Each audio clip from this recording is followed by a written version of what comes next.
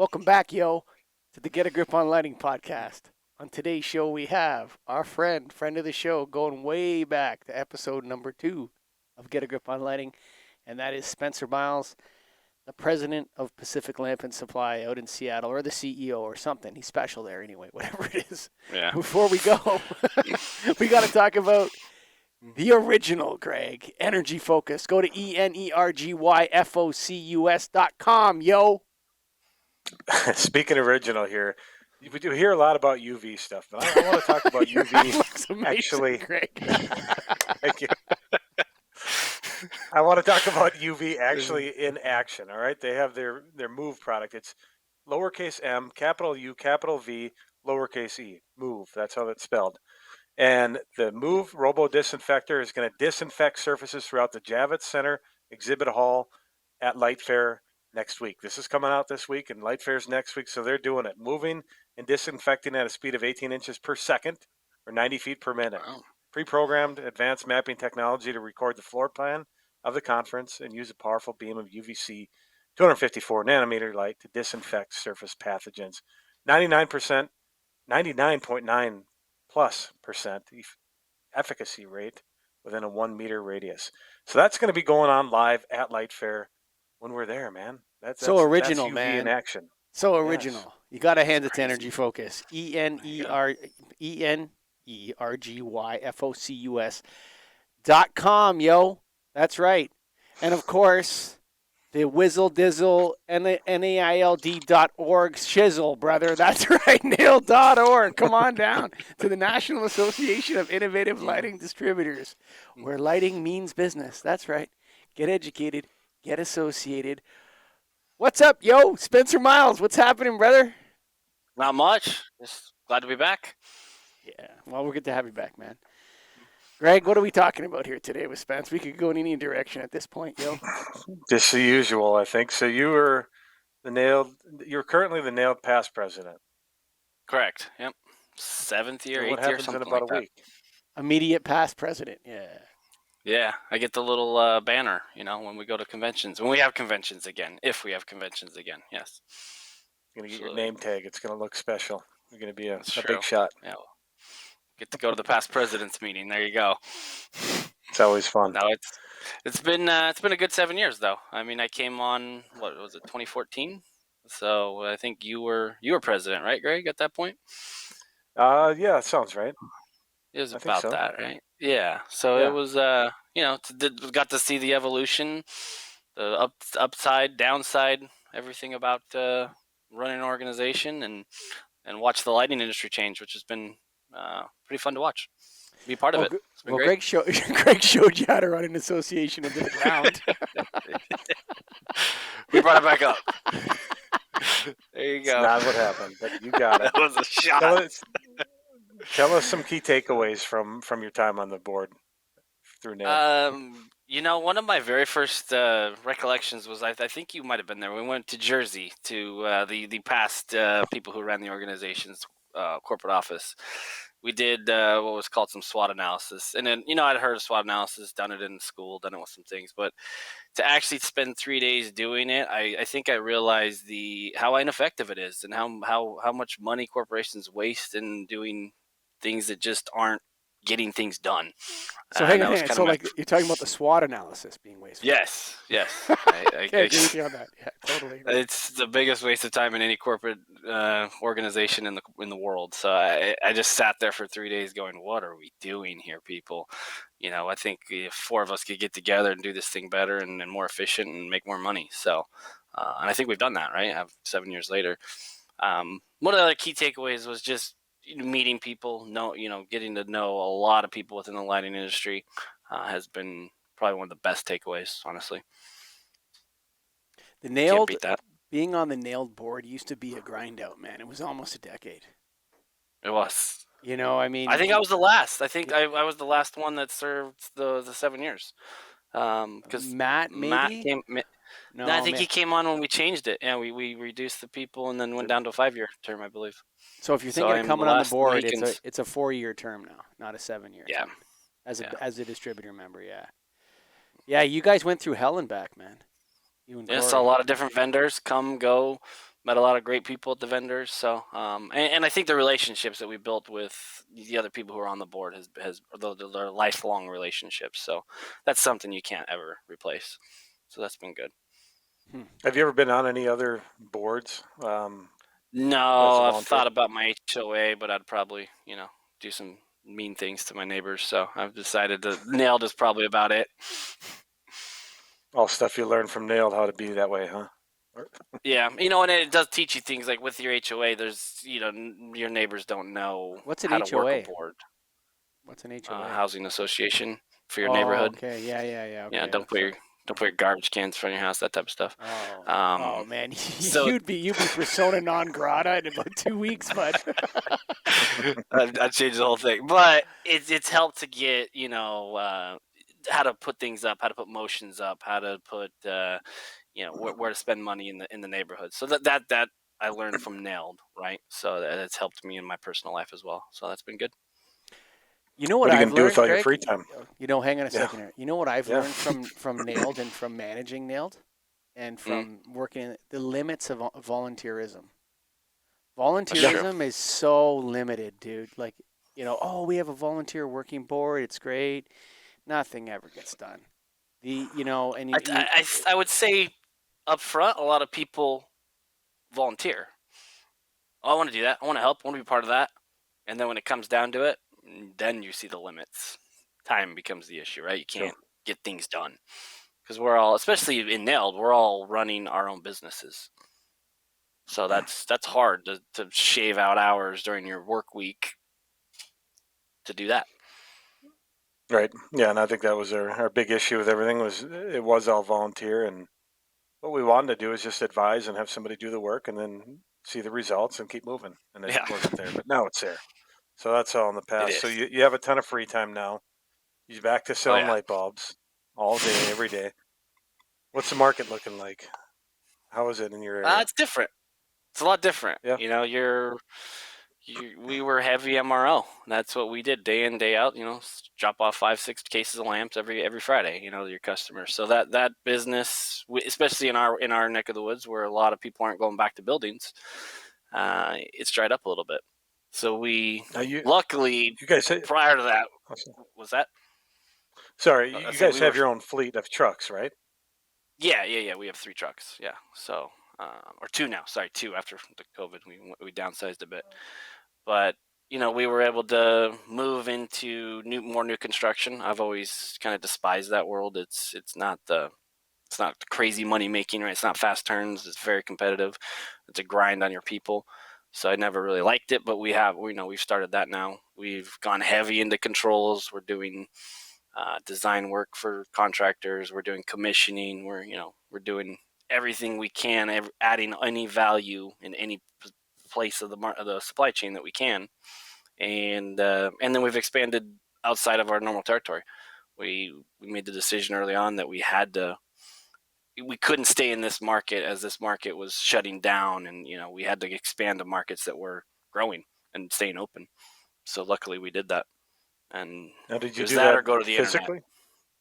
Sorry, did you do Yes, that yeah, physically or? Okay.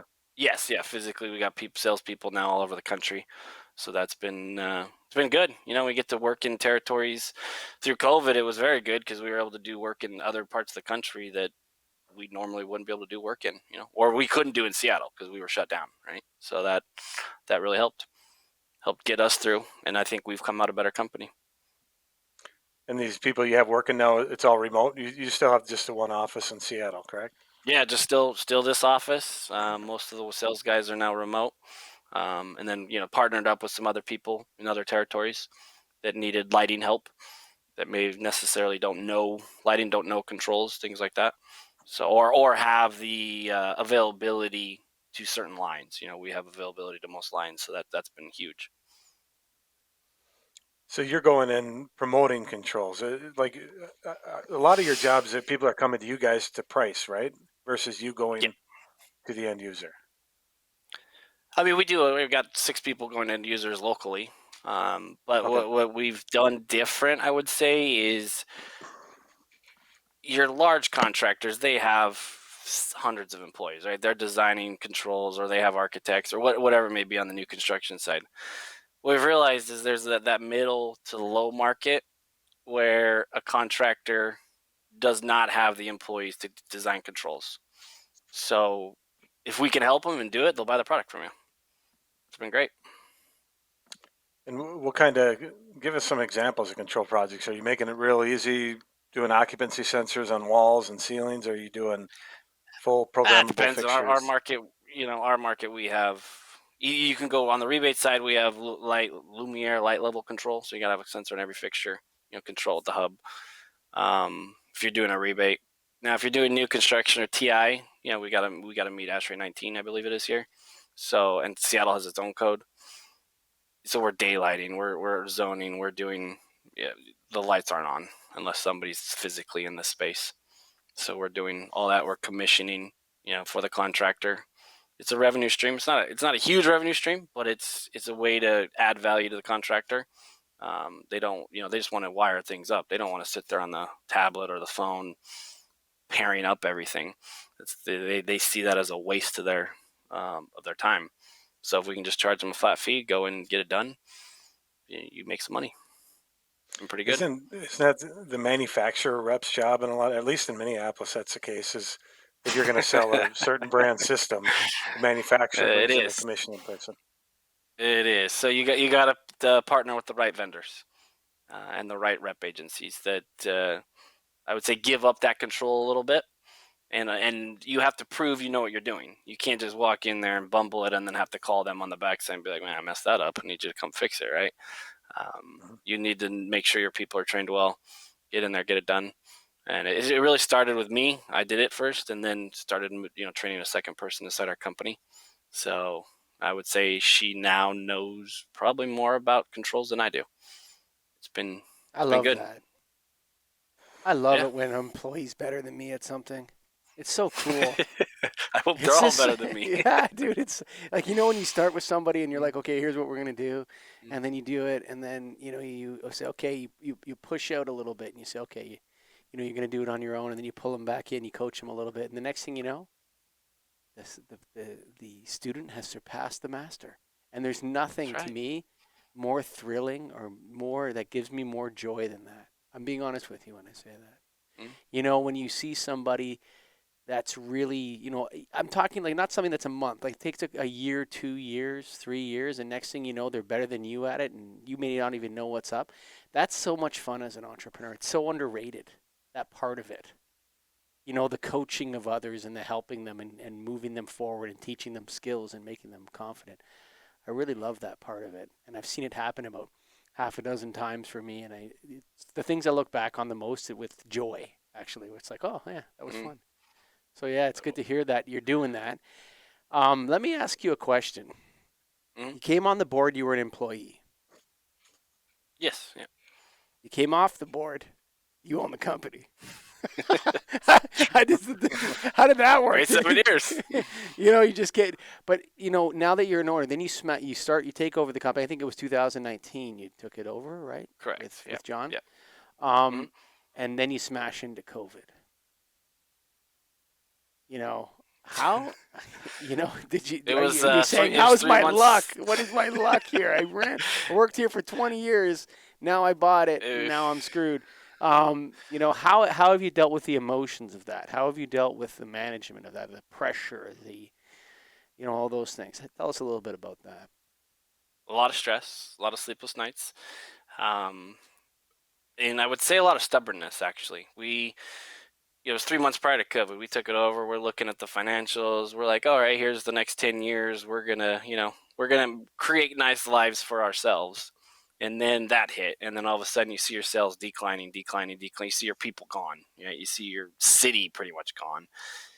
It was some scary times, right? You had to jump in and make sure you were doing everything correct to make sure that the company survived. Whether it was government handouts, whether it was what are you doing with your employees? That was probably one of the biggest hurdles. Is do you lay people off? Do you furlough? What do you do to protect the people that are out there fighting for you every day? And it was hard. It was very, very stressful. I think, now we look back 18 months later and we did pretty damn well. We hired during the middle of it, we hired six employees, which was not what everybody else was doing. So we kind of tried to do everything differently. We saw our competition laying people off. Well, we just went right in there, right? We just kept pounding it. None of our competition was calling on customers. We were calling on customers. We were doing it safely by whatever guidelines the city, state, and county and feds were putting out there. We were trying to follow all those correctly, but we weren't giving up. We weren't just going to our basements or our homes and telling everybody sit inside and just send emails all day. I think we did it for about 2 weeks, and I got really frustrated and said, no more webinars, no more emails. We're done with all that. Get back out there. I'd say coming out of it, it worked pretty dang well. Yeah, you got to stay dangerous, buddy. You can't. This whole safe nonsense. Get out of here. Safety's no fun. You don't make any money. You don't get anywhere ahead. You don't get anything. If you stay safe, you stay like a loser. That's what it is. Stay safe. Sure, and I think stay I had loser. That's what it is. And I had the prior. Gotta get out there. Get dangerous, man. I'm talking here, Spencer. You got him on a speech. You got to stay dangerous, man. You got to get out. You got to strike out in the world, man. I love it. And just to add on to that, Greg and I, formed Get a Grip Management in 2019 as well, and we said, "What's it going to be to take over now, Greg?" We hire someone in Minnesota. They're just going to run it. It's going to be so easy, no problem. Do a little convention, and boom, COVID hits, and oh man, we're broke.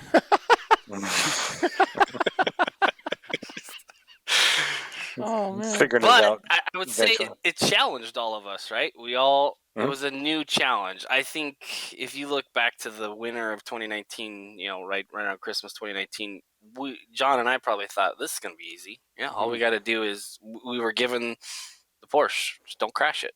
Just keep it going. Keep it. And then all of a sudden there was a wall in front of us. So we had to figure out how to get around it. But I think I was lucky in the stance that when the 08-09 crash happened, I had just been promoted to operations manager here. So I got to watch the prior family navigate through those hard times. I remember we had some pretty rough times during that as well. And to watch the decisions. And then I remember his stance was we hire. We make sure we come out of this better than everybody else. And it worked. So I kind of followed that roadmap as best we could. It's still hit or miss today with a lot of places closed in Seattle. But I think long term we will be much better off. These one of our employees was able to train at a much slower rate. We found out, hey, instead of throwing them into the fire like we normally do, maybe the slower train is a better way to go, rather than That's get so in the funny. fire. I had to do the same thing. Exactly the same. Normally, I okay, you got to sell some light bulbs, and you got to get an order today. This is how we used to do it. And we used to test and see, okay, they didn't get an order, whatever. We used to really put them in the fire, and then now it was like kind of a slow burn. Yeah, interesting that you did the same thing. Huh, funny. Yeah, and so you started to see things that you maybe have been doing wrong, or not even wrong, just different ways you had to do it. And you went, oh, okay, that kind of worked, actually. Okay, we can do that. So, not all bad. What kind of training were you doing? I mean, we always do LS1. Normally it was, buy it from Nailed. Get it done in 2 weeks and get on the counter and start selling, right? And to watch somebody actually take it over a 2-month period while getting a customer every 2 hours rather than every 2 minutes really changed how they learned that process. So now moving forward as we get busier, I don't know how we implement that. That's for John and I to figure out how we slow that down and not get back to our old ways of just throwing them into the fire. But it afforded us some things that you just didn't think you would ever see, right? You never thought your counter was going to be that slow. Never. So I think we learned some very good lessons, and the family who taught me, the business, always said you're getting an MBA in the streets, right? You're not going to a college to learn MBA where they'll teach you the wrong way to run a business. You're going to learn the right way, and every 2 weeks your payroll comes up. You make sure you have cash flow to make your payroll. How much cash do you have in the bank? Like, number one question to ask. Number one question to ask. Like, You know, people don't ask that enough. Like, how much cash do you have? Yeah. I don't have any cash. Well, you got a problem, buddy. You better find some cash. You know, It's a huge there's so many things that you learn as a business owner. But you know what's interesting about the slowdown? I find the 2 to 2.5 month LS1 thing is the right pace. I think that, and if they can do it together with somebody else at the same time, Corey Schneider kind of threw this over to Greg and I a while ago, where you know, you do it over a period of 2 months as a class, 2, 3, 4, 5 people in a class. And it's really a powerful way to go through the LS1 program. And then they go back to the warehouse. They go, do we have any induction? I'm like, yeah, we got some induction. So I go get them an induction fixture. This is induction. I kept it specifically to show them. And then here's some, mercury vapor lamps and whatever, right? It's such a good course for the distributor. But Greg, one of the things that we've learned in managing Nailed is the hiring process, really understanding what it is you're looking for and how to get candidates to tell you that. Correct. That's been such a powerful thing for us that I've used in my own business to find people.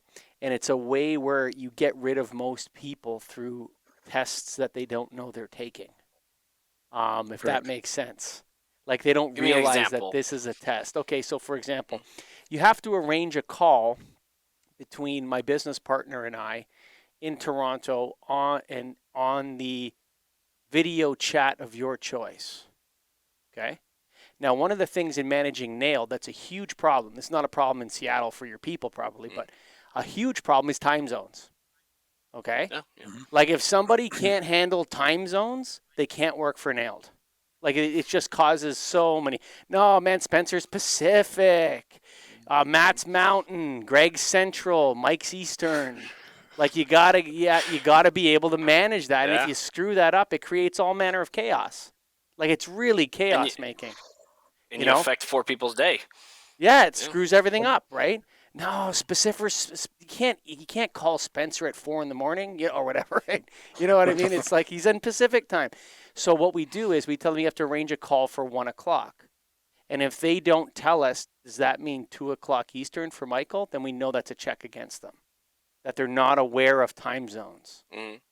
Some people are just aware of that. Other people aren't. It's not a measure of their intelligence, really. It's just a measure of their capacity to understand that there's different time zones. And so that was one of the things we would put in there. And if they didn't ask or didn't make sure that it was 2:00 Eastern, 1:00 Central, or 1:00 Eastern, 12:00 Central, if they didn't solve that problem during the portion of that test, then they were not eligible to work for Nailed. If they didn't do it on their own or it was a major strike against them. So little things like that we would embed. How many steps was it, Greg? 7 or 8 steps we took? It's about 8, yeah. And then there's deadlines you can put on people, and you go through the steps, and the first 5 filter everyone out, and then you're left with 3 to 5 people to really look at. And that's what was nice. And I've done it too for other things I'm doing, and it does work great. It's a system that we put in place and learned as we go, but it's just kind of step by step, like make them meet a deadline, make them do this. When we were originally doing it was kind of pre-COVID, so the Zoom call was tough for some people. Like if you can't figure out how to do a web call, now everybody can. That step maybe isn't as crucial, but at that time, not a lot of people did, and for them to have to figure it out was interesting to see. A lot of people just couldn't figure it out, and it's like, oh, you're off. And then we ended up with 3 amazing candidates for the Nailed administrator. We ended up with 2 amazing candidates for the Nailed social media marketing position. Ever since we've come up with this, I've made my 2 great hires here of people that are exactly what I wanted. And so the hiring process is really, really important. You want to hire slow and fire fast. It's very important that you get the right people that you want on your team. And then if somebody doesn't belong, see you later as soon as possible, because those people just cause you trouble. I think Ehrich said that, didn't he, Greg? That's Greg's dad for the listeners out there. I don't talk to him about a ton of stuff, but the 2 times I have, he's helped Michael and I figure some things out. 5-minute conversation, he knows the answer. So, so you've done a lot of that. So I want to talk again about the MRO business, just in general. So you have and the whole owning your own truck too. I know a lot of nail distributors do. I've always Mhm. subcontracted or used a delivery service. Is there enough need still for your own fleet to go out and deliver every day, or is it?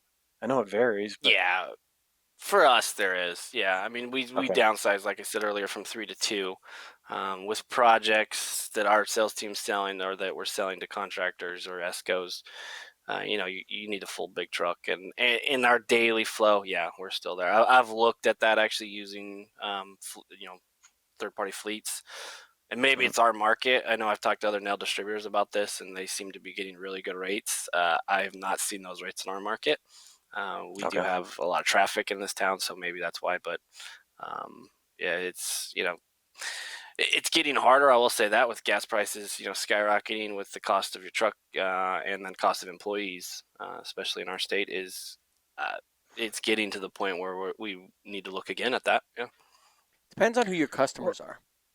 You know, if you're true. delivering to a lot of job sites and Mm, you want to be able to give your customer a little bit of white glove, mm, the contractors are, yeah, Jim's going to bring them down to you. He'll be there about noon.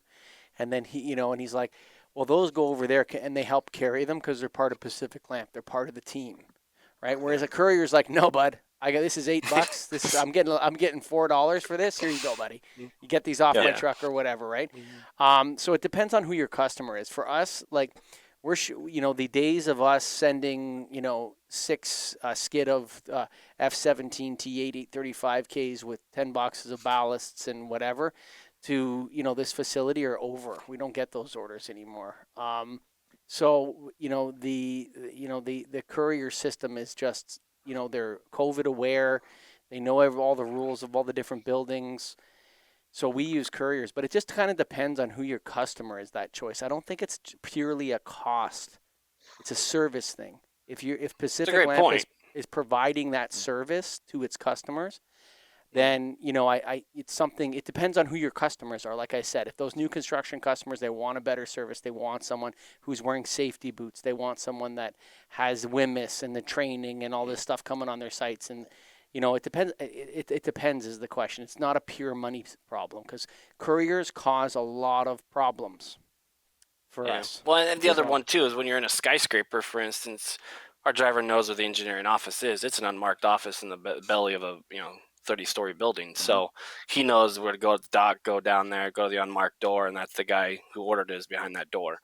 That's huge, right? That's the courier's never going to find that door. So those are things that just make you invaluable and add value to the whole sales cycle, and keep definitely. that customer, right?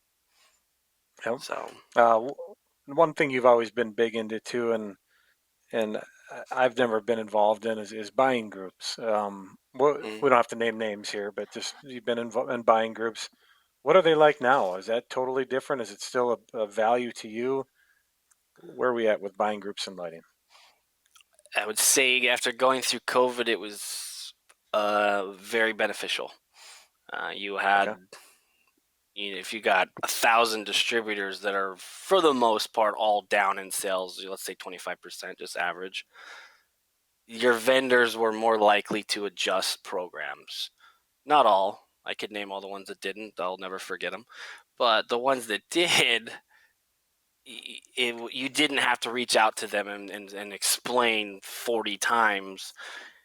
Here's the issue. We all know what the issue is. You got to adjust our numbers. Like this, we can't meet these numbers this year. So that part was good.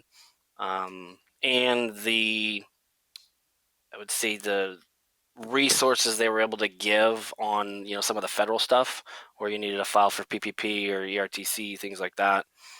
They had the resources readily available, so you didn't have to really search it out yourself or rely on your accountant or rely on your attorney, whatever, or bank. You could go. They had it, and you were able to do it yourself. So that was helpful. what I've always found with the rebates, so there's different, there's a Canadian one, there's a couple US ones that have come to Canada, these rebate groups. And I'm just going to be honest with you, and they can hear this and they can address it because they might as well listen to it. I resent them getting a cut, and you know what I'm saying? It's like, we're all part of the same team. And I'm like, you're not buying anything, buddy. I'm doing all the buying and all the paying. And so is he and this guy over here. Why do you get a cut of this rebate from the manufacturers? I never understood that. But I understand that, by compiling it together, they have a way of doing it. But I always felt like I'd rather negotiate directly with each vendor. The second thing I find is that there's an element, and how do you get over this? There's an element of the rebate thing that gets you working for them, right? Where you're focused on how much you're buying from this vendor rather than on who has the best price and what your customer wants. You know what I'm saying? And so I've always been kind of torn between, like, I'll get an email from a vendor and it says, you're a little bit low this quarter. And I'm like, I'm not low on shit, brother. You're low. You know what I mean? Like, who's calling who what? What are you talking about? I'm low. I don't care what you say with your stupid Excel file. Get out of here. Delete, right? So I don't want to focus on their business. I want to focus on my business. Mine. But you've always been dominant in that space. How do you reconcile those emotions and everything else that goes with it? My retort to that, if I was, or probably even their retort to it, would be, they have, the one I'm with, you can probably tell behind me, has 80 vendors. Okay, I buy from 25. I mainly buy from 5 to 10. But when you have that project with that 17th vendor that I didn't have time to set up a program with, back in January, I know I can buy from that vendor and immediately get a rebate number, right? We don't know what it is, but there is a rebate there. And it then goes into your cumulative total that you're already doing. I'll give you for instance, we don't usually sell smoke detectors. Not our thing. I had a rep come in. He was selling us a nailed line, actually, and said, you guys should sell smoke detectors. Now, why the hell would I do that? Right? That's a very competitive. You got Home Depot, you got Amazon. Why do I want to get in that market? He said, well, you're already in the space. Those customers are buying it from somewhere. You might as well be the one to sell it. Okay, great. So put it out to salespeople. We started selling the heck out of them. And that vendor happened to be part of my buying group. Now, had I called that vendor day one, they would have laughed at me and said, why does a lighting company want to sell smoke detectors? And how are you going to sell it? I already have 17 electrical distributors in that market. I was getting a rebate just from sending a PO. And I was opened with that company, no questions, right? Because I was part of the buying group. I get that. So I didn't have to go through the vetting process. So there's advantages. And what about the pricing, though? Do they offer you the same pricing? That's one of the things that I like about the buying group. When I'm part of one, and I participate. Okay, so grudgingly, but I still participate. And I get the thing, and the prices is laid out for everybody. I'm always suspicious. You know what? These guys got another list that they're handing that other guy over there. And you know what I mean? This idea that we're all paying the same price. Like, I just don't believe it at all. I'm so skeptical of this stuff. But anyway. Well, let's say your pricing is still negotiated between you and your vendor, right? Sure. Now, does your vendor take into account that rebate they're paying your buying group? Of course they are. They'd be silly not to. So, let me ask you this, a personal question, okay? What percentage of your net profit is rebates? Is it 20%, 50%? What percentage is the net profit? Over 30. Over 30.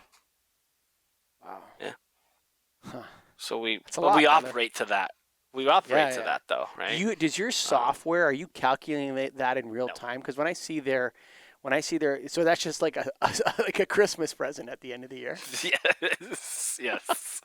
Okay. Yes. No, you can't put it in your software. I think there are some programs you can. Mine you cannot. So, it's a Christmas present. So do you audit them? Like, do you go back and go to your accounts department and say, look, break out all the invoices from Acme Light Bulb Supply. Add it all up because I don't believe what this guy's got in his stupid Excel don't file. You? I don't necessarily audit every vendor. I will say there are vendors who report incorrectly. Yeah, so I've noticed that too. You know who those vendors are. Or this is a non-rebatable item. That's another one. That's another one. Or they have like on their SPA or whatever it is, their special price, whatever. They have like asterisks and stuff. And so they're working. Or the freight. Oh, that's freight it. Prepaid. If you ever meet a freight prepaid, some vendors remove their cost of freight from your sales number. You should know that one. So imagine if you did $1,001 PO. That's what I and it mean. costs them Why it's like $400 in now freight. you're working for them rather than working for your customers. That's why I don't like Yeah. the whole rebate thing. I just like every time I get into it, it absorbs so much time, and then you're in It does. there, and it's like I'd rather just go sell more light bulbs. Like Yeah. I'd rather just go sell more light bulbs, and if you got the best price, let's rock and roll, and if not, everyone. But I I keep would put it on par with reps, right? So reps take a percentage of everything you and I do, and Greg, everything we do, reps get paid on. They give different prices to different people in our markets, right? For different projects. So I've had the conversation with reps before. Why wouldn't you just give one price to everybody in the market, make your margin, be happy, and then let us in a free market determine what margin we're all comfortable with? And it's the same reason, right? It's just not how it works.